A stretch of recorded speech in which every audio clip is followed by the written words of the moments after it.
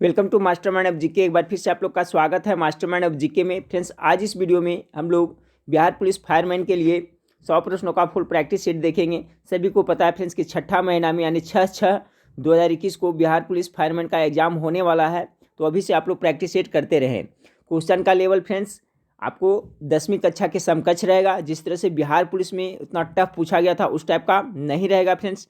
तो अभी से आप लोग तैयारी में जुड़े रहें। और 8:30 बजे मैं लाइव क्लास आता हूँ शाम में, तो 8:30 बजे लाइव क्लास में आप लोग जरूर जुड़िएगा। रिक्वेस्ट है, चैनल को अभी तक सब्सक्राइब नहीं किए तो चैनल को सब्सक्राइब कर बेल आइकन को दबा दें ताकि महत्वपूर्ण वीडियो का नोटिफिकेशन समय से मिलता रहे। वीडियो अच्छा लगे तो लाइक जरूर करिएगा फ्रेंड्स। तो चलिए फटाफट 100 प्रश्न को देख लेते हैं। इसमें मैथ वाला सेक्शन को छोड़ करके सभी प्रश्न को देखेंगे फ्रेंड्स। हिंदी, अंग्रेजी, सामान्य अध्ययन और सामान्य विज्ञान, ठीक है। बाकी मैथ का सोल्यूशन मैं अलग से दूंगा। पहला सवाल है फ्रेंड्स आपका हिंदी सेक्शन से है कि निम्नलिखित में से कौन सा शब्द तद्भव है। तो देखिए, तद्भव और तत्सम सब पहले से बता चुका हूँ फ्रेंड्स। तत्सम और तद्भव किसे कहते हैं। तत्सम जैसे आपका जो संस्कृत का हूबहू अगर जो लिखा जाता है शब्द फ्रेंड्स, तो क्या है, जो संस्कृत से आया हुआ शब्द उसको तत्सम कहते हैं, और तत्सम का बिगड़ा हुआ रूप को तद्भव कहते हैं। पहला नंबर सवाल का right answer option number C, लोटा। लोटा है जो तद्भव के अंतर्गत आएगा, ठीक है। सवाल नंबर 2 को देखें, नवीन का विपरीतार्थक शब्द क्या होगा। नवीन मतलब नया हो गया फ्रेंड्स, नया का क्या होगा, प्राचीन हो जाएगा। ऑप्शन नंबर ए 2 का करेक्ट आंसर होगा। सवाल नंबर 3 को देखें, आग में घी डालना मुहावरे का अर्थ क्या होता है। सिंपल सा मुहावरा, फटाफट गेस भी करते चलिएगा। 3 का करेक्ट आंसर क्या हो जाएगा, आग में घी डालना मुहावरे का अर्थ क्या होता है, तो क्रोध को भड़काना होता है। Option number D correct answer हो जाएगा। सवाल नंबर 4 को देखें, निपात मुख्यतः कितने प्रकार के होते हैं। निपात मुख्यतः कितने प्रकार के होते हैं, तो 9 प्रकार के होते हैं। 9 से निपात, 9 से 9, ठीक है फ्रेंड्स, याद रखें। निपात मुख्यतः 9 प्रकार के होते हैं। सवाल नंबर 5 देखिए, इंपॉर्टेंट है ये सवाल, बार बार रिपीट होता है। दुर्गम का विच्छेद क्या होगा। दुर्गम का सही संधि विच्छेद क्या होगा, तो दुह जोड़ गम होगा, ठीक है। ये विसर्ग, ऑप्शन नंबर सी इसका राइट आंसर होगा। इसमें विसर्ग जरूर आएगा फ्रेंड्स, ध्यान रखिए। दुह जोड़ गम, दुर्गम। सवाल नंबर 5 का correct answer option number C हो जाएगा। सवाल नंबर 6 को देखिए, राष्ट्रपति किस समास का उदाहरण है। राष्ट्र का पति, ठीक है, राष्ट्र के लिए पति, इस तरह से हो रहा है, तत्पुरुष समास का हो जाएगा फ्रेंड्स। ऑप्शन नंबर बी इसका राइट आंसर होगा, तत्पुरुष समास राष्ट्रपति में। सवाल नंबर 7 को देखिए, सेठ ने ब्राह्मण को गाय दी, इसमें को किस कारक की विभक्ति है। तो सवाल नंबर 7 का राइट आंसर क्या होगा फ्रेंड्स, सेठ ने ब्राह्मण को गाय दी, इसमें कौन में को किस कारक की विभक्ति है, तो संप्रदान का राइट आंसर हो जाएगा। ऑप्शन नंबर बी हो जाएगा, ठीक है। संप्रदान के को के लिए होता है। 7 का right answer option number B हो जाएगा। चलिए सवाल नंबर 8 को देखें कि राष्ट्रीय में कौन सा प्रत्यय है। राष्ट्रीय में प्रत्यय शब्द के अंत में लगता है, तो 8 नंबर सवाल का right answer option number C होगा, ई प्रत्यय है। चलिए, उपसर्ग शब्द के पहले लगता है फ्रेंड्स, याद रखिए, और प्रत्यय जो शब्द के बाद में लगता है, तो 8 का correct answer option number C होगा, ई प्रत्यय है। सवाल नंबर 9 को देखें, निम्नलिखित में से कौन किरण का पर्यायवाची नहीं है। पर्यायवाची मैंने सिनोनिम शब्द है। देखिए, इसमें थोड़ा सा गलत दिया हुआ है फ्रेंड्स। देखिए, कोई प्रैक्टिस सेट में 1-2 प्रश्न गलत रहता है, ठीक है फ्रेंड्स। तो कहीं पे आपको डाउट हो फ्रेंड्स, जैसे तो मैं अपने स्तर से देख लेता हूँ। 9 नंबर सवाल का राइट आंसर इसमें डी दे रहा है, जबकि रसीम मतलब भी किरण होता है, अंशु मतलब भी किरण होता है, मयूख मतलब भी किरण होता है, विभा मतलब भी किरण होता है, ठीक है। जबकि इसमें करा कौन नहीं है, तो इसमें तो सभी है। विभा का आप देखिएगा, तो विभा का मतलब प्रकाश भी होता है, सौंदर्य भी होता है, किरण भी होता है, ठीक है। तो इसमें देखिए उस तरह से ऑप्शन ही नहीं दिया, सभी कह रहा है इसमें पर्यायवाची नहीं है, सभी का होता है फ्रेंड्स, किरण का ये सब पर्यायवाची है, ठीक है। तो चलिए याद रखिएगा, इसे एक चीज याद रखें, किरण का पर्यायवाची शब्द रश्मि मतलब किरण होता है, अंशु मतलब भी होता है, मयूख मतलब विवाह मतलब किरण होता है, पर्यायवाची शब्द याद रखिएगा। सवाल नंबर 10 को देखिए, धोबी का कुत्ता न घर का न घाट का लोकोक्ति का सही अर्थ क्या है। 10 नंबर सवाल का राइट आंसर क्या होगा, ऑप्शन नंबर सी, कहीं ठौर ठिकाना नहीं, ना इधर का ना उधर का। 11 नंबर सवाल को देखिए, नाटक का स्त्रीलिंग क्या होगा। नाटक का क्या हो जाएगा, नाटिका हो जाएगा ना। ऑप्शन नंबर बी इसका राइट आंसर होगा। देखिए 11 नंबर आपका हिंदी से था। इसी तरह से फ्रेंड्स आपका बिहार पुलिस फायरमैन में आपको हिंदी से, अंग्रेजी से और सामान्य विज्ञान से, सामाजिक अध्ययन से और मैथ से सवाल पूछा जाएगा। नेगेटिव मार्क्स इसमें बिल्कुल नहीं है फ्रेंड्स, ये बात से हटा दें, माइंड से हटा दें। तो हम लोग 11 नंबर सवाल देख लिए। 12 नंबर सवाल अंग्रेजी का है, कह रहा है कि गुड स्लीप इज नेसेसरी, क्या हो जाएगा, फॉर गुड हेल्थ, ठीक है। गुड स्लीप मतलब कि अच्छा नींद, अच्छी तरह से सोना क्या है, स्वास्थ्य के लिए नेसेसरी है, हेल्थ के लिए क्या है, जरूरी है। 12 का right answer option number B हो जाएगा, good sleep is necessary for good health. अगला सवाल आपका फ्रेंड्स की pick out the correct word, ठीक है। 13 नंबर सवाल का जो करेक्ट आंसर होगा ऑप्शन नंबर सी होगा। जो आपका करेक्ट वर्ड है जो ये है स्क्वायरल, जो इस तरह से लिखा जाएगा, SQUIRREL। 13 नंबर सवाल का right answer option number C होगा, ठीक है। मिला जुला के अच्छा प्रैक्टिस सेट है फ्रेंड्स, ठीक है। सभी तरह का प्रैक्टिस सेट अभी से देखते चलें। सवाल नंबर 14 को देखें, चूज द करेक्ट सेंटेंस। तो 14 का correct answer option number A है, these medicine are effective for curing cold. ये सेंटेंस है जो सही है फ्रेंड्स। बाकी है दिज मेडिसिन आर कैपेबल, ये सब है जो सभी क्या है, गलत है। These medicine are effective for curing cold, 14 का right answer option number A होगा। 15 नंबर सवाल आपका है कि एंटोनेम ऑफ हॉलो, ठीक है। तो हॉलो देखिए यहाँ स्पेलिंग मिस्टेक किया फ्रेंड्स, इसका ए होता है HOLL होता है, ठीक है, LLO। हॉलो मतलब क्या होता है, खाली होता है, खोखला होता है। तो इसका एंटोन उल्टा शब्द क्या हो जाएगा, सॉलिड हो जाएगा, ठीक है। इसका एंटोनिम क्या हो जाएगा हॉलो का, तो सॉलिड हो जाएगा, क्योंकि हॉलो मीन्स क्या होता है, खोखला होता है, और सॉलिड मतलब भरा भरा होता है। तो 15 प्रश्न हो गए अंग्रेजी और हिंदी मिला के फ्रेंड्स। गणित का सोल्यूशन मैं बाद में दूंगा। अब चलिए हम लोग देखते हैं सामाजिक अध्ययन से देखते हैं, ठीक है। सामाजिक अध्ययन से देख लेते हैं फटाफट, उसके बाद सामाजिक विज्ञान देखेंगे। पहला सवाल है, तराइन की पहली लड़ाई किनके बीच हुई थी। तो सभी को पता है फ्रेंड्स, तराइन की जो पहली लड़ाई कब लड़ी गई थी, आप लोग को पता होगा, ये सब बहुत बार पहले भी मैं बता चुका हूँ। 26 नंबर सवाल का, तो ये क्या हुआ था फ्रेंड्स, 1191 में हुआ था ना। किनके किनके बीच हुआ था, तो सवाल नंबर 26 का जो आपका करेक्ट आंसर हो जाएगा ऑप्शन नंबर बी हो जाएगा, मोहम्मद गौरी और पृथ्वीराज चौहान के बीच में, जिसमें पृथ्वीराज चौहान की जीत हुई थी। सवाल नंबर 27 को, रजिया सुल्तान किसकी बेटी थी, इल्तुतमिश की बेटी थी। 27 का राइट आंसर ए होगा। फटाफट देखते चलिए, दिल्ली सल्तनत की दरबार की भाषा क्या थी, बहुत बार बता चुके हैं, फारसी भाषा है था, फारसी भाषा थी। 28 नंबर सवाल का right answer option number B हो जाएगा। 29 नंबर सवाल को देखें, आगरा नगर की स्थापना किसने की थी, तो सिकंदर लोदी, बहुत बार पढ़ चुके हैं, ऑप्शन नंबर डी इसका करेक्ट आंसर हो जाएगा। अलबरूनी का पूरा नाम क्या था। 30 नंबर सवाल का राइट आंसर होगा option number A, Abu Raihan Mohammad, important है, याद रखिएगा। अलबरूनी का पूरा नाम क्या है, तो अबू रैहान मोहम्मद, इसका correct answer option number A होगा। सवाल नंबर 31 को देखिए, इब्न बतूता कहाँ से आया था, ये क्या था, मोरक्को निवासी था ना, ऑप्शन नंबर ए इसका राइट आंसर होगा। अलवाई दरवाजा किसके द्वारा अलवाई दरवाजा किसका मुख्य द्वार है, 32 का राइट आंसर हो जाएगा फ्रेंड्स आपका ऑप्शन नंबर सी। अलवाई दरवाजा अलादीन खिलजी के द्वारा बनाया गया था, ये भी याद रखिएगा, कुतुब मीनार का मुख्य द्वार है। 32 का करेक्ट आंसर ऑप्शन नंबर क्या हो जाएगा, सी हो जाएगा। सवाल नंबर 33 को देखिए, कृष्णदेव राय राजा थे, किसका, कहाँ के राजा थे, किसके राजा थे। 33 का इसका राइट आंसर विजयनगर का ना, तो कृष्णदेव राजा थे कहाँ, तो विजयनगर के, यानी ऑप्शन नंबर सी, विजयनगर साम्राज्य के, ऑप्शन नंबर सी 33 का करेक्ट आंसर होगा। सवाल नंबर 34 को देखिए, गोलकुंडा कहाँ है, गोलकुंडा कहाँ है, बीजापुर में, ऑप्शन नंबर ए। विरूपाक्ष मंदिर कहाँ स्थित है, ये कर्नाटक के हम्पी में पड़ता है फ्रेंड्स आपका। 35 नंबर सवाल का right answer option number A होगा, इंपॉर्टेंट है, याद रखें, विरूपाक्ष मंदिर कहाँ स्थित है। अगला सवाल आपका है फ्रेंड्स, पहला आधुनिक लौह इस्पात उद्योग की स्थापना हुई थी। तो देखिए पहला कर रहा है फ्रेंड्स, तो आपका 1907 ईस्वी में, देखिए मैं बहुत बार आपको बता चुका हूँ, ठीक है। 36 नंबर सवाल का कि 1900 जो आपका है टाटा द्वारा जमशेदजी टाटा जी के द्वारा 1907 में स्थापित किया गया था पहला आधुनिक लौह इस्पात कारखाना, कहाँ, जमशेदपुर में, ठीक है। तो पहला अब क्या कर रहा है, पहला आधुनिक लौह इस्पात उद्योग की स्थापना हुई थी, तो कहाँ, बिहार में हुई थी। अभी ये जो आपका जमशेदपुर कहाँ पड़ता है, झारखंड में पड़ता है। इस टाइप से सवाल अगर पूछा जाए, पहला आधुनिक लौह इस्पात उद्योग की स्थापना हुई थी कहाँ, तो बिहार में हुई थी, ठीक है। और ये जमशेदजी टाटा द्वारा 1907 ईस्वी में पहला आधुनिक लौह इस्पात कारखाना खोला गया था, ये भी याद रखिएगा, 1907 ईस्वी में। 36 का राइट आंसर ऑप्शन नंबर क्या हो जाएगा, ए हो जाएगा। अब चलिए सवाल नंबर 37 को देखते हैं। सवाल नंबर 37 आपका है कि भारत में सत्ता विकेंद्रीकरण की शुरुआत किसके समय में हुई थी, सत्ता विकेंद्रीकरण। तो 37 नंबर अच्छा सवाल है, इसका राइट आंसर होगा लॉर्ड रिपन के शासनकाल में, याद रखिएगा फ्रेंड्स, लॉर्ड रिपन के शासनकाल में। भारत में सत्ता विकेंद्रीकरण की शुरुआत किसके समय में हुई थी, तो लॉर्ड रिपन के शासनकाल में हुआ था। और देखिए लॉर्ड मियो के शासनकाल में क्या था, प्रथम बार 1872 में प्रथम बार जनगणना किया गया था, ये भी आप लोग याद रखिएगा। और प्रथम बार नियमित जनगणना 1881 से लॉर्ड रिपन के शासनकाल से हो रहा है, तो ये सब याद रखें फ्रेंड्स। सवाल नंबर 38 को, poverty and un British rule in India के लेखक कौन है, बहुत ही फेमस किताब है आपका, दादा भाई नौरोजी लिखे थे ना, option number A correct answer होगा।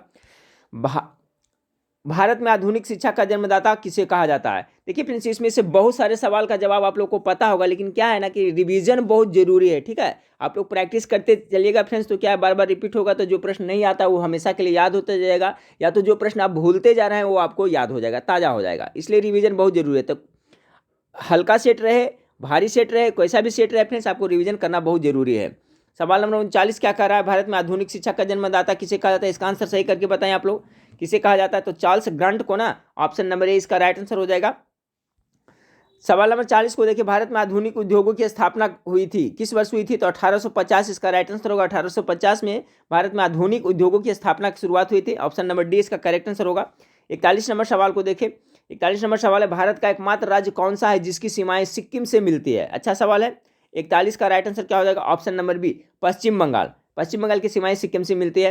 भारत का एकमात्र राज्य कौन है जिसकी सीमाएं सिक्किम से मिलती है? तो ऑप्शन नंबर 20 का करेक्ट आंसर होगा। सवाल नंबर 42 को देखिए फ्रेंड्स, कि मध्य प्रदेश कितने राज्यों से घिरा हुआ है? तो 5 राज्यों से घिरा हुआ है ना। ऑप्शन नंबर बी ए इसका राइट आंसर होगा। याद रखिएगा, मध्य प्रदेश है जो आपका कितने राज्यों से घिरा हुआ है? तो आपका 5 राज्यों से घिरा हुआ है। ठीक है फ्रेंड्स, कौन कौन राज्य से घिरा हुआ है वो भी मैं बता देता हूँ। मध्य प्रदेश है, उत्तर में क्या पड़ता है? तो उत्तर प्रदेश, उत्तर पूर्व में छत्तीसगढ़, दक्षिण में महाराष्ट्र, पश्चिम में राजस्थान तथा गुजरात है। तो मध्य प्रदेश कितने राज्यों से घिरा हुआ है? तो टोटल 5 राज्यों से घिरा हुआ है। 42 का करेक्ट आंसर क्या हो जाएगा आपका? ऑप्शन नंबर ए हो जाएगा। 43 नंबर सवाल को देखें, 43 नंबर सवाल है, 43 नंबर सवाल आपका है फ्रेंड्स, कि विश्व के सर्वाधिक ठंडे स्थानों में दूसरे स्थान पर है। दूसरे स्थान पर कौन सा है फ्रेंड्स? तो 43 नंबर सवाल का राइट आंसर होगा आपका जो जम्मू कश्मीर का द्रास है, दूसरे स्थान पर आता है। विश्व के सर्वाधिक ठंडा स्थान कौन सा है? इसका जवाब हमें आप लोग कॉमेंट करके बताइएगा। पहले भी मैं बता चुका हूँ। तो विश्व के सर्वाधिक ठंडा स्थान कौन सा है? कमेंट करके हमें बताएं। दूसरा स्थान पर जम्मू कश्मीर का द्रास आता है। सवाल नंबर 44 को देखें, सवाल नंबर 44 आपका है फ्रेंड्स, कि भारत का सबसे लंबा रेलवे सेतु कौन सा है? तो पहले तो आपका ये देता था फ्रेंड्स, डेहरी ऑन सोन देता था, और प्रैक्टिस सेट के हिसाब से आंसर भी यही है। लेकिन अभी क्या है फ्रेंड्स, एक देखिए देता है बोगीबिल। बोगीबिल आप सुने होंगे, बोगीबिल पुल, जिसकी लंबाई कितना? 4.94 किलोमीटर है। और यह है जो क्या है, भारत में सबसे एशिया में सबसे दूसरा, ठीक है, एशिया में सबसे दूसरा और भारत का सबसे लंबा रेल कम रोड ब्रिज है, यानी पुल है। ठीक है फ्रेंड्स, सेतु है। तो इस हिसाब से आपका डेरी ऑन सोन दे रहा है फ्रेंड्स, लेकिन अभी देता है कभी कभी। देखिएगा नया वाला में बोगीबिल, ठीक है, बोगी पुल है जो सबसे लंबा है, जो रेलवे पुल है, ये असम में पड़ता है। और ये एशिया का सबसे दूसरा और भारत का सबसे लंबा रोड कम, ठीक है friends, sorry, rail cum road bridge है। तो आप याद रखिएगा बोगीबिल ब्रिज। चलिए सवाल नंबर 45 को देखते हैं। सवाल नंबर 45 आपका है कि भारतीय प्रायद्वीप में उष्णकटिबंधीय साल वन पाए जाते हैं। कहाँ पाए जाते हैं? 45 का राइट आंसर पश्चिमी घाट में। भारतीय प्रायद्वीप में उष्णकटिबंधीय साल वन कहाँ पाए जाते हैं? तो आपका पश्चिम घाट में पाया जाता है। सवाल नंबर 46 को देखिए, भारत में किस खाद्य फसल का उत्पादन सबसे अधिक होता है? सबसे अधिक क्या होता है? चावल होता है। अगला सवाल है, किस फसल के लिए पानी की अधिकता आवश्यक है लेकिन जमाव नहीं होता है? तो देखिए, चाय की फसल के लिए पानी आवश्यकता पड़ती है, लेकिन इसके जड़ में अगर जो पानी जमेगा तो क्या है, खराब हो जाएगा। 47 का करेक्ट आंसर क्या हो जाएगा फ्रेंड्स? ऑप्शन नंबर आपका सी हो जाएगा। सवाल नंबर 48 को देखें, कि महाराष्ट्र में सर्वाधिक मात्रा में पाई जाने वाली उपलब्ध मृदा का प्रकार है। तो महाराष्ट्र में कब से मिट्टी, यानी सबसे कौन सा मिट्टी ज़्यादा पाया जाता है? काली मिट्टी, जो कपास की खेती के लिए इंपॉर्टेंट है, याद रखिएगा। 49 नंबर सवाल को, उस तिलहन पौधे का नाम बताइए जो भारत में बहुत बड़े पैमाने पर उगाए जाते हैं। तो तोरिया, तोरी का नाम सुनेंगे, देहाती भाषा में तोरिया सबसे ज़्यादा उपजाया जाता है। 49 का right answer option number A होगा। दूसरे स्थान पर मूंगफली हो जाएगा।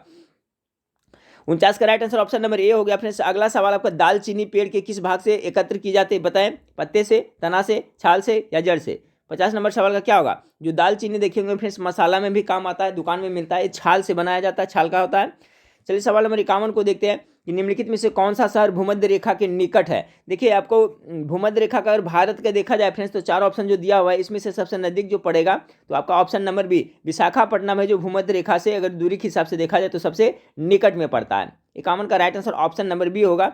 सवाल नंबर 52 को देखें, भारत के विभाजन के समय जो सीमा खींची गई वो क्या कहलाती है? तो रेड क्लिफ रेखा ना। 52 का right answer option number C हो जाएगा। अगला सवाल को देखिए, 53 नंबर सवाल, अरब सागर में स्थित भारतीय द्वीपों की सर्वाधिक महत्वपूर्ण विशेषता क्या? ये देखिए इंपॉर्टेंट सवाल है, ठीक है फ्रेंड्स। तो देखिए, ये सिंपल सा प्रैक्टिस सेट है, लेकिन इसमें कुछ कुछ सवाल है जो बहुत अच्छा है, रिवीजन के लिए बहुत अच्छा है। 53 नंबर सवाल का जो करेक्ट आंसर क्या होगा? तो ये देखिए, राइट आंसर होगा ऑप्शन नंबर बी, वे सभी प्रवाल उद्गम के हैं। ठीक है, अरब सागर में स्थित भारतीय द्वीपों की सर्वाधिक महत्वपूर्ण विशेषता ये है क्योंकि वहाँ प्रवाल भीति भी पाया जाता है, प्रवाल द्वीप भी कहा जाता है। तो राइट आंसर हो जाएगा ऑप्शन नंबर बी, अरब सागर के स्थित भारतीय द्वीपों की सर्वाधिक महत्वपूर्ण विशेषता ये सभी प्रवाल उद्गम के हैं। 54 नंबर सवाल को देखते हैं फ्रेंड्स आपका, कि दिसंबर के किस स्थान पर अधिकतम और सौर ऊर्जा की प्राप्ति होती है? दिसंबर महीना में, जबकि देखते हैं उत्तर भारत में हम लोग के यहाँ दिसंबर में क्या होता है फ्रेंड्स, ठंड होती है और सूर्य है जो क्या लंबवत रूप से नहीं चमकती है। लेकिन यहाँ कह रहा है दिसंबर में किस स्थान पर सौर सौर ऊर्जा अधिक प्राप्ति होती है, इसका मतलब वहाँ सूर्य जो क्या लंबवत चमकता है। तो किस स्थान पे पूरे भारत में? 54 का जो करेक्ट आंसर होगा ऑप्शन नंबर डी, चेन्नई में। ठीक है, अगला सवाल को देखते हैं। चिल्का झील किसके पालन के लिए प्रसिद्ध है? सभी जानते हैं चिल्का झील है जो खारे पानी का झील है, उड़ीसा में पाया जाता है। और ये कौन सा मछली? झींगा मछली के लिए बहुत ही फेमस है। ऑप्शन नंबर डी इसका करेक्ट आंसर होगा। 56 नंबर सवाल को देखिए। किस उच्च न्यायालय में न्यायाधीशों की संख्या सबसे कम है? तो न्यायाधीशों की संख्या सबसे कम कहाँ पड़ता है? सिक्किम के उच्च न्यायालय ना। 56 का राइट आंसर क्या हो जाएगा? ऑप्शन नंबर डी हो जाएगा। चलिए सवाल नंबर 57 को देखते हैं। सवाल नंबर 57 है, भारत के किसी राज्य की राज्यपाल बनने वाली प्रथम महिला? सभी जानते हैं ना, सरोजिनी नायडू है जो बनी थी सर्वप्रथम महिला। ऑप्शन नंबर सी 57 का राइट आंसर हो जाएगा।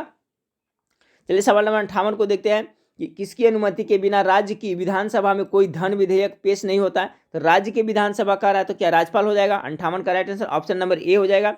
सवाल नंबर 59 को देखिए। जम्मू कश्मीर में विधानसभा का कार्यकाल कितना का होता था फ्रेंड्स? तो 6 वर्ष का होता था ना। ऑप्शन नंबर डी इसका राइट आंसर होगा, 59 का डी हो जाएगा। योजना आयोग, ये देखिए इंपॉर्टेंट है। चलिए आप लोग इसका आंसर सही करें। योजना आयोग क्या है? एक मंत्रालय है, एक शासकीय विभाग है, एक परामर्शदात्री संस्था है या स्वशासित निगम है? तो योजना आयोग क्या है फ्रेंड्स? आपका परामर्शदात्री संस्थान है। 60 का राइट आंसर क्या हो जाएगा? ऑप्शन नंबर सी इसका करेक्ट आंसर होगा। 61 नंबर सवाल को देखें।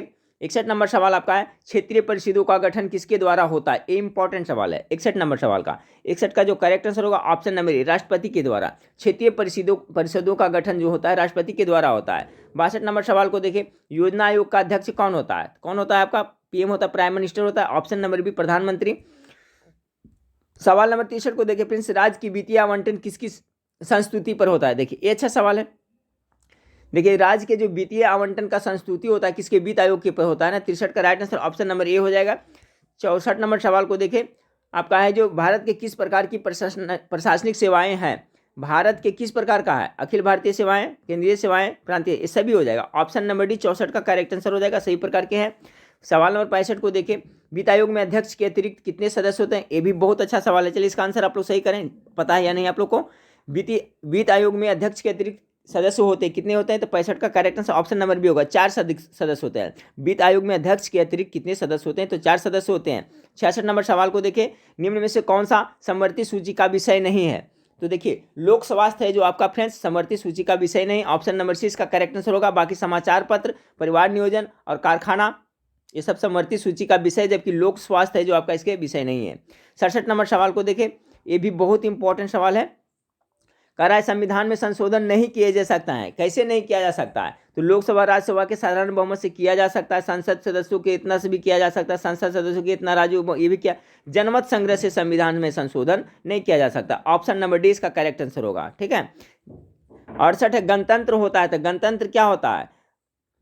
राज्य जहां पर अध्यक्ष वंशागत रूप से न हो, ठीक है, वही गणतंत्र हुआ ना। वैसा राज्य जहां पर अध्यक्ष जो है वो वंशागत रूप से न हो वही गणतंत्र होता है। 68 का right answer option number D हो जाएगा। ठीक है। चलिए सवाल नंबर 69 को देखें। किसी राजनीतिक दल को राष्ट्रीय दल के रूप में मान्यता दी जाती है? ये भी सवाल देखिए बार बार रिपीट होता है। 69 नंबर सवाल का क्या होगा कि किसी भी राजनीतिक दल को राष्ट्रीय दल के रूप में मान्यता दी जाती है कब?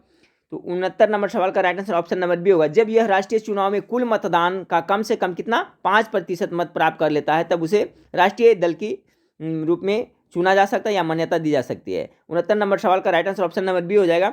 सवाल नंबर 70 को देखिए फ्रेंड्स। सवाल नंबर 70 आपका है कि सर्वाधिक समय के लिए लोकसभा का अध्यक्ष रहने वाले कौन थे? बहुत इंपॉर्टेंट सवाल है फ्रेंड्स, बताएं। जो 2 बार लगातार बने थे। इसका 70 का राइट आंसर ऑप्शन नंबर ए हो जाएगा, बलराम जाखड़। देख लीजिएगा, बलराम जाखड़ है जो सर्वाधिक समय के लिए लोकसभा का अध्यक्ष बने थे। ऑप्शन नंबर ए इसका बिल्कुल राइट आंसर हो जाएगा। इस 70 आपका देखिए यहाँ तक हम लोग देखिए सामान्य अध्ययन का फ्रेंड्स। आप सामान्य विज्ञान के देख लेते हैं।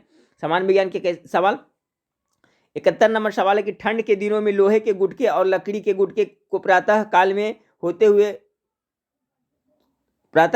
हुए तो लोहे का गुटका ज़्यादा ठंड लगता है। लोहा वाला देखिए इसको छूकर देखिए ज़्यादा ठंड लगता है, किस कारण से? 71 का right answer option number B. लकड़ी की तुलना में लोहा उष्मा का क्या होता है? अच्छा चालक होता है, यही कारण है। 72 को देखिए। तेज हवा वाली रात्र में ओस नहीं बनती। क्यों नहीं बनती है? क्योंकि फ्रेंड्स वाष्पीकरण की दर उसमें तेज हो जाती है, इसलिए वाष्प नहीं बनते। ऑप्शन नंबर ए इसका राइट आंसर होगा। 73 नंबर सवाल को देखें। मनुष्य आर्द्रता से परेशानी महसूस करता है, इसका निम्न में से उपयुक्त कारण क्या है? आर्द्रता से 73 नंबर सवाल का right answer option number C होगा। पसीना का आर्द्रता के कारण वाष्पित नहीं होना इसी कारण से मनुष्य जो परेशानी महसूस करता है। 73 का right answer option number C होगा। सवाल नंबर 74 को देखिए, भाप से अधिक हाथ जलता है अपेक्षाकृत उबलते जल से, क्योंकि देखिए वाष्प जो होता है, भाप होता है, उसे हाथ देखिए बहुत तेज जलता है फ्रेंड्स, क्योंकि उसका क्या होता है, गुप्त ऊष्मा अधिक होता है ना। तो 74 नंबर सवाल का राइट आंसर ऑप्शन नंबर होगा, भाप में गुप्त ऊष्मा अधिक होती है, यही कारण। 74 का करेक्ट आंसर ऑप्शन नंबर ए हो जाएगा। 75 नंबर सवाल को देखिए, उष्मागतिकी का प्रथम नियम किस अवधारणा की पुष्टि करता है। उष्मागतिकी का जो प्रथम नियम है ऊर्जा संरक्षण का करता है ना। 75 का correct answer option number A होगा। उष्मागतिकी का प्रथम नियम किस अवधारणा का पुष्टि करता है, ऑप्शन नंबर ए इसका राइट आंसर होगा फ्रेंड्स। 76 नंबर सवाल को देखें, प्रकाश तरंग किस प्रकार का तरंग है। बहुत इंपॉर्टेंट है, बहुत बार बता चुका हूं। प्रकाश तरंग है जो किस प्रकार तरंग है, फटाफट गेस करें, इसका आंसर आप लोग सही करें। ऑप्शन ए में अनुप्रस्थ तरंग है, बी में अनुदैर्ध्य है, सी में उपयुक्त दोनों, डी में इनसे कोई नहीं। तो प्रकाश हो जाएगा, अनुप्रस्थ तरंग का उदाहरण हो जाएगा। और ध्वनि किस प्रकार का हो जाएगा फ्रेंड्स, तो अनुदैर्ध्य तरंग का उदाहरण हो जाएगा। तो सब बताया हुआ सवाल है, रिवीजन करते रहे फ्रेंड्स, ठीक है। रिवीजन करने से क्या कॉन्फिडेंस लेवल बढ़ता है। बहुत सारे स्टूडेंट बोलते हैं सर ये तो बहुत ही हल्का प्रैक्टिस सेट था, लेकिन ये सब हल्का प्रैक्टिस सेट नहीं, अभी आप रिवीजन करते रहिएगा तभी है ना आपका कॉन्फिडेंस लेवल भी बढ़ेगा। 77 का जो राइट आंसर हो जाएगा ऑप्शन क्या है, प्रकाश विकिरण की प्रकृति होती है। तो देखिए ये भी इंपॉर्टेंट है, प्रकाश विकिरण का जो प्रकृति होती है तरंग एवं कण दोनों के समान होता है। याद रखिएगा, क्वेश्चन बार बार पूछा जाता है। ऑप्शन नंबर सी 77 का राइट आंसर होगा। प्रकाश की गति कितनी होती है फ्रेंड्स, तो 78 का सही होता है 3 × 10⁻10⁸ मीटर प्रति सेकंड। ऑप्शन नंबर सी इसका करेक्ट आंसर हो जाएगा। अगला सवाल आपका फ्रेंड्स, किस गुणधर्म के कारण पानी से भरे बर्तन में डुबाई गई छड़ी मुड़ी हुई प्रतीत होती है। देखिएगा, या तो उसमें जो सिक्का डालिएगा फ्रेंड्स तो अपनी वास्तविक दूरी से क्या होता है, थोड़ा ज़्यादा या कम दिखाई पड़ता है। तो सवाल नंबर 79 का राइट आंसर क्या हो जाएगा फ्रेंड्स, अपवर्तन के कारण ऐसा होता है, ठीक है। किस गुणधर्म के कारण पानी से भरे बर्तन में डुबाई गई छड़ी मुड़ी प्रतीत होती है, तो अपवर्तन के कारण ऐसा होता है। मृग तृष्णा का उदाहरण क्या है, ये भी बता चुके हैं, पूर्ण आंतरिक परिवर्तन के कारण होता है। Option number B correct answer होगा। 81 नंबर सवाल, निम्नलिखित दशाओं में से किस एक में रासायनिक अभिक्रिया नहीं होती है। रासायनिक अभिक्रिया इसमें किस में नहीं होती है। 81 नंबर सवाल का right answer option number A होगा। खाने का नमक वायु के संपर्क में आता है, इसमें आपका रासायनिक प्रक्रिया नहीं होता है। देखिएगा, वायु के संपर्क में आने से भी उसका गुण ज्यों का त्यों रहता है, कोई बदलाव नहीं होता है। खाने का सोडियम क्लोराइड में देखिए, आप घर में नमक रहता है तो क्या होता है, कुछ नहीं होता है, ज़्यादा पसीजेगा फिर सूखेगा तो ऐसा ही हो जाएगा। 81 का देखिए इस टाइप का सवाल पूछा जाता है, इससे 2-3 प्रश्न है, सभी को देख लें। 81 का ए हो गया। 82 नंबर सवाल आपका फ्रेंड्स, की निम्नलिखित में से कौन सा एक रासायनिक परिवर्तन नहीं है। देखिए, रासायनिक परिवर्तन और भौतिक परिवर्तन से आपको 1-2 सवाल जरूर पूछा जाता है, तो इसका कॉन्सेप्ट क्लियर रखिए। कभी कभी नहीं भी पूछा जाता है, लेकिन आपको जानकारी रखना बहुत जरूरी है। 82 नंबर सवाल का राइट आंसर क्या हो जाएगा, कह रहा है कि निम्न से कौन एक रासायनिक परिवर्तन नहीं है। पढ़ते चलते हैं। वायु में कोयले का जलना, ये है। गन्ने का रस का किण्वन, ये भी है। समुद्री जल से क्रिस्टल द्वारा खाने का नमक बना, ये आपका रासायनिक परिवर्तन नहीं है, भौतिक परिवर्तन का उदाहरण है। पेट्रोलियम का भंजन भी है जो रासायनिक परिवर्तन है। तो राइट आंसर क्या हो गया, 82 नंबर सवाल का right answer option number C हो गया। 83 नंबर सवाल को देखिए, 83 नंबर सवाल आपका क्या फ्रेंड्स, की निम्नलिखित में से कौन सा एक रासायनिक बदलाव है। वही क्वेश्चन को घुमा फिरा कर पूछा जा रहा है। तो रासायनिक बदलाव कौन है, देखते चलते हैं। एक गीला तौलिया धूप में सूख जाना, ये भौतिक बदलाव है। चाय में नींबू का रस डालने पर रंग ये भी है जो भौतिक है। रेडिएटर के ऊपर गर्म वायु उड़ती, ये भी है। भूरी कॉफी से वाष्पन गुजरने से कॉफी निस्वन होती है, यही है जो आपका रासायनिक बदलाव है, ठीक है। 83 का right answer option number D है, कि भूरा कॉफी से वाष्प गुजरने से कॉफी निस्वन होता है, यही आपका राइट आंसर होगा। 84 नंबर सवाल को देखिए, निम्नलिखित में से किस में रासायनिक परिवर्तन नहीं होता है। देखिए, इसी से संबंधित 2-4 प्रश्न दे दिया है, बहुत अच्छा किया फ्रेंड्स। 84 नंबर देखिए, कोयला का जलना रासायनिक परिवर्तन है। रासायनिक पर जैसे कोयला को जला दिए फ्रेंड्स तो जल जाएगा, तो राख से फिर कोयला बनेगा, नहीं बनेगा, यानी कि इसका गुणधर्म सब बदल जाता है। तो रासायनिक परिवर्तन में तो यही होता है कि जो परिवर्तन होता है फ्रेंड्स, तो जो पहले वाले वस्तु का जो गुणधर्म है उससे पूरा कंप्लीटली चेंज हो जाता है, बदल जाता है। तो कोयला का जलना रासायनिक परिवर्तन है, कागज का जलना भी है, लकड़ी का जलना भी है, ठीक है। जबकि पानी का वाष्प में बदलना ये भौतिक परिवर्तन का उदाहरण है। तो ऑप्शन नंबर डी होगा। निम्नलिखित में से किस में रासायनिक परिवर्तन नहीं होता है, ऑप्शन नंबर डी में नहीं होता है, क्योंकि इसमें भौतिक परिवर्तन होता है। 77 नंबर सवाल को देखिए, 77 नंबर सवाल आपका, प्रकाश विकिरण की प्रकृति होती है, कैसी होती है। 77 का राइट आंसर हो जाएगा फ्रेंड्स ऑप्शन नंबर सी। ये तो पहले भी आ चुका, तरंग एवं कण दोनों के समान होता है। प्रकाश विकिरण की प्रकृति कैसी होती है, तो तरंग एवं कण दोनों के समान होता है। चलिए सवाल नंबर, ये लगता है रिपीट हो रहा है, ठीक है फ्रेंड्स। ये प्रश्न है जो आपका रिपीट हो गया, ठीक है। यहाँ से देखिए 77 नंबर यहाँ हम लोग देखे थे, 1 मिनट फ्रेंड्स। 77 2 बार PDF में बन गया है। देखिए 77 से लेकर करके कितना हम लोग देख चुके हैं फ्रेंड्स, आपका 84 तक देख लें, ठीक है। यही प्रश्न रिपीट हो गया 70 से, कोई बात नहीं फ्रेंड्स। तो हम लोग कितना देखे हैं यहाँ पर, 84 देखे हैं ना, तो फिर 85 से देख लेते हैं, क्वेश्चन रिपीट हो गया है। चलिए 85 से देख लेते हैं फ्रेंड्स। 85 से आपका है कि लहसुन में विशिष्ट गंध का कारण है, किसके कारण होता है 85 का जो करेक्ट आंसर होगा ऑप्शन नंबर सी, सल्फर यौगिक के कारण विशिष्ट गंध होता है। ठीक है, सवाल नंबर 86, गोताखोरों द्वारा गहरे समुद्र में सांस लेने के लिए ऑक्सीजन के साथ किस गैस को मिश्रित किया जाता है? तो ऑक्सीजन के साथ हीलियम मिलाया जाता है ना, ऑप्शन नंबर 1 करेक्ट आंसर हो जाएगा। 87 नंबर, मूत्रालयों के पास प्रायः नाक में चुभने वाली गंध, जहां पर देखिए मूत्रालय बना रहता है फ्रेंड्स, ठीक है, वहां पर देखिएगा किसके कारण गंध बहुत तेज आती है, अमोनिया के कारण होता है, ऑप्शन नंबर सी। ठीक है, 87 का right answer option number C होगा। 88 नंबर सवाल को देखें, निम्नलिखित में से किसे भारी पानी की खोज की थी? भारी पानी क्या होता है? DTO, ड्यूटेरियम ऑक्साइड को फ्रेंड्स, ये बहुत इंपॉर्टेंट है, किसने इसका खोज किया था? HC यूरे ने खोज किया था भारी पानी का, ऑप्शन नंबर बी 88 का करेक्ट आंसर होगा। 89 नंबर सवाल को देखें, निम्नलिखित में से किस एक को स्ट्रेंजर गैस भी कहते हैं? स्ट्रेंजर विचित्र गैस किसको कहते हैं? तो देखिए जेनॉन को कहा जाता है, ऑप्शन, ये बहुत इंपॉर्टेंट है, ऑप्शन नंबर सी याद रखिएगा।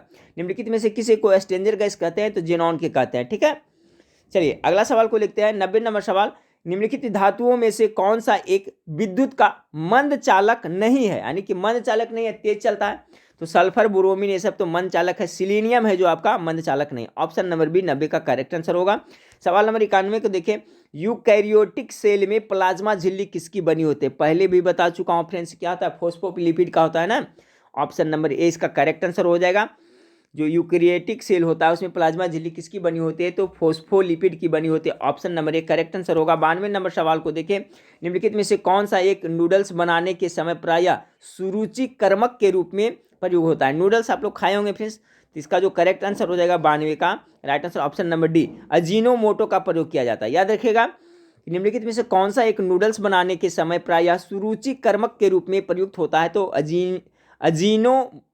अजीनोमोटो का प्रयोग होता है। सवाल नंबर 93 को देखें। 93 है, निम्नलिखित में से कौन सा एक पौधा वाहनों के प्रदूषकों को अवशोषित करने के लिए सामान्यतः सड़क के साथ उगाया जाता है? ये सब सवाल बहुत पूछा था, क्योंकि फ्रेंड्स आपका पर्यावरण से संबंधित एक तरह से प्रश्न हो गया। ठीक है, तो 93 का क्या होगा फ्रेंड्स, एक बार पुनः सुन ले। राइट आंसर ऑप्शन सी होगा, ऑप्शन नंबर सी, बोगेनविलिया। ठीक है, बोगेनविलिया का पौधा लगाया जाता है। निम्नलिखित में से कौन सा एक पौधा वाहनों के प्रदूषक को अवशोषित करने के लिए सामान्यतया सड़क के साथ साथ उगाया जाता है? तो बोगेनविलिया का लगाया जाता है, ऑप्शन नंबर सी इसका राइट आंसर होगा। 94 नंबर सवाल को देखें, निम्नलिखित में से कौन सा एक पौधा भारत में हरी खाद बनाने के लिए प्रयुक्त होता है? फ्रेंड्स, हरी खाद बनाने के किसका प्रयोग होता है? 94 का राइट आंसर होगा सनई का किया जाता है, याद रखिएगा, ऑप्शन नंबर 20 का बिल्कुल राइट आंसर सनई का होगा। 95 नंबर सवाल को देखिए। 95 नंबर सवाल आपका है, कौन सा एक पौधा कलम द्वारा संवर्धित नहीं होता है? गुलाब तो होता है, ब्रायोफिल्म भी होता है, गेंदा भी होता है, केला है जो संवर्धन द्वारा नहीं होता, ऑप्शन नंबर सी इसका करेक्ट आंसर होगा। 96 नंबर सवाल को, मरुद्भिद किस दिशा में पनपते हैं? मरुद्भिद हो गया फिर से, जैसे आपका जीरोफाइट्स, ये भी पूछा जाता है। जीरोफाइट्स का देखिए हिंदी क्या होता है? मरुद्भिद होता है, याद रखिएगा। ये क्या शुष्क क्षेत्र में ना, उष्ण और शुष्क क्षेत्र में उगाया जाता है, मरुस्थलीय भागों में। तो सवाल इस तरह से पूछा जाता है कि मरुद्भिद यानी कि उष्ण एवं शुष्क क्षेत्र में उगने वाले पौधे को क्या कहा जाता है? तो जीरोफाइट्स कहा जाता है। जीरोफाइट्स को अंग्रेजी हिंदी में क्या कहेंगे? तो मरुद्भिद। देखिए यही सवाल को, तो यही देखिए आजकल ये होता है फ्रेंड्स कि क्वेश्चन हूबहू आपको नहीं मिलेगा। जब आपका कॉन्सेप्ट क्लियर रहेगा ना, तो उस क्वेश्चन को क्या मॉडरेट किया जाता है, थोड़ा घुमाया जाता है, थोड़ा उसको डिफिकल्ट बनाया जाता है। इस सवाल को उलट करके भी पूछा जा सकता है, पूछ देगा फ्रेंड्स, उष्ण एवं शुष्क क्षेत्र में उगने वाले पौधे को क्या कहते हैं? आप जीरोफाइट्स आपका नहीं दे करके मरुद्भिद दे देगा, तो हो गया ना थोड़ा साथी। हम लोग जीरोफाइट्स अधिकतर जानते हैं, इसका हिंदी क्या होता है? मरुद्भिद होता है। तो समझ गए, इसका राइट आंसर ऑप्शन नंबर ए हो जाएगा। सवाल नंबर 97 को देखें, निम्नलिखित में से कौन सा बीज उत्पादित करता है परंतु फूल नहीं करता है? कौन सा है वो? तो बीज तो उत्पादित करता है, फूल नहीं करता है, चीड़ का पेड़ हो जाएगा। ठीक है, 97 का right answer option number D होगा। 98 को देखिए फ्रेंड्स, निम्न के साथ मिलाने से एजोला एक अच्छा उर्वरक होता है। एजोला, देखिए निम्न के साथ मिलाने से एजोला एक अच्छा उर्वरक किसके साथ मिलाने से होता है? 98 का राइट आंसर होगा ए, नीलहरित शैवाल को मिलाने से आपका ऐसा होता है। 99 नंबर सवाल को देखिए फ्रेंड्स, 99 नंबर सवाल आपका है, ये बहुत ज़्यादा इंपॉर्टेंट है, पैलियो। ठीक है, पोलियो नहीं, पैलियो वनस्पति के अंतर्गत अध्ययन करते हैं। तो देखिए जो पैलियो वनस्पति होता है इसके अंतर्गत किसका अध्ययन करते हैं? इसका right answer option number D होगा, इनमें से कोई नहीं, क्योंकि फ्रेंड्स जंतु जीवाश्म का तो नहीं होता है, शैवाल का भी नहीं होता है, फफूंदी का भी नहीं होता है। शैवाल का किसका होता है फ्रेंड्स आपका? तो आप इसका होता है फाइकोलॉजी, और कवक का किसका होता है माइकोलॉजी होता है, ठीक है। जंतु जीवाश्म के अंतर्गत इसके अंतर्गत नहीं होता है। सवाल फिर से एक बार समझें कि पैलियो वनस्पति के अंतर्गत अध्ययन करते हैं, इसके अंतर्गत पादप जीवाश्म का अध्ययन करते हैं, न कि जंतु, ठीक है। पादप, पादप मतलब पेड़ पौधा के जीवाश्म का अध्ययन पैलियो वनस्पति के अंतर्गत किया जाता है। इसका right answer option number D हो जाएगा। इस वीडियो को लास्ट सवाल को देखते हैं फ्रेंड्स। निम्नलिखित में से कौन सा तत्व पौधे के विकास के लिए आवश्यक नहीं है? चलिए, पौधे के विकास के लिए कौन कौन है? Sodium, potassium, calcium, magnesium. इसका तो साफ झलक रहा है फ्रेंड्स, सोडियम की आवश्यकता उसको नहीं पड़ती है, ठीक है। ऑप्शन नंबर ए इसका राइट आंसर होगा। बाकी पोटेशियम, कैल्शियम, मैग्नीशियम सभी का जरूरत पड़ता है। तो देखिए फ्रेंड्स, सिंपल सा प्रैक्टिस सेट था। इस तरह से प्रैक्टिस सेट आप करते चलिए फ्रेंड्स। प्रैक्टिस सेट करने से आप क्या है, तैयारी का लेवल अच्छा होता है, कॉन्फिडेंस बढ़ता है, ठीक है। तो मैं सभी तरह का प्रैक्टिस सेट आपको बिहार पुलिस फायरमैन के लिए कराऊंगा, और शाम में फ्रेंड्स चुनिंदा प्रश्नों का संग्रह कर करके 8:30 बजे मैं लाइव आता हूँ। 8:30 बजे आप लोग जरूर जुड़िएगा। और मेरा वेबसाइट पर भी बहुत काम चल रहा है फ्रेंड्स, तो आपका बिहार पुलिस फायरमैन के लिए बहुत सारा प्रैक्टिस सेट में डाल रहा हूँ। वेबसाइट का नाम आप लोग को पता ही होगा फ्रेंड्स, gkmasterman.com है। तो उस पर आपको फ्री ऑफ कॉस्ट पढ़ने को मिलेगा, ठीक है फ्रेंड्स।